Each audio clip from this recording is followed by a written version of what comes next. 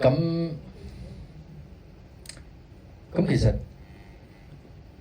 其實我係即係攞咗政府一啲投資啦。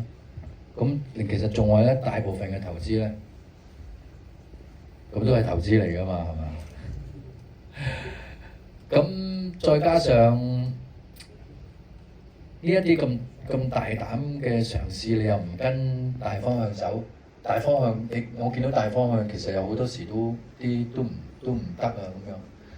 咁啊，不如即係做一啲唔大方向嘅嘢咁樣，但係其實冒嗰個風險都一樣係咁高嘅。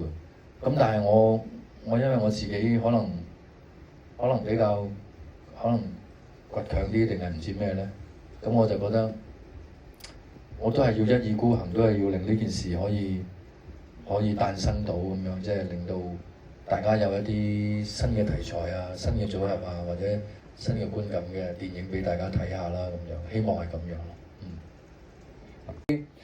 海外嘅或者有一啲睇到啲人話嗰個影像咧好，即係個影像有啲嘢睇咁樣。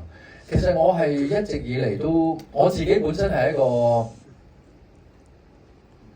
我諗我唔係發好多夢，不過我亦都冇乜好彩，冇乜發過好多噩夢。咁但係我幾中意發夢嘅，同埋我幾中意喺夢裏邊知道自己發緊夢嗰種感覺嘅。咁我所以喺裏面嘅觀能啊、觀感咧，我都即係一一咁記落嚟啦。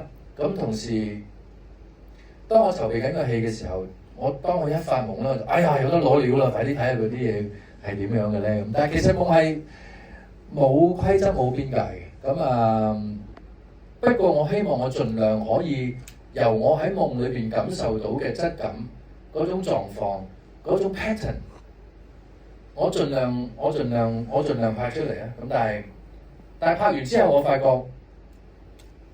我係可以再拍好啲添嘅。其實不過我唔知仲有冇機會啦。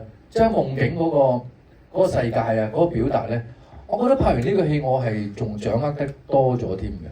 咁希望有機會啦，咁樣咯。係。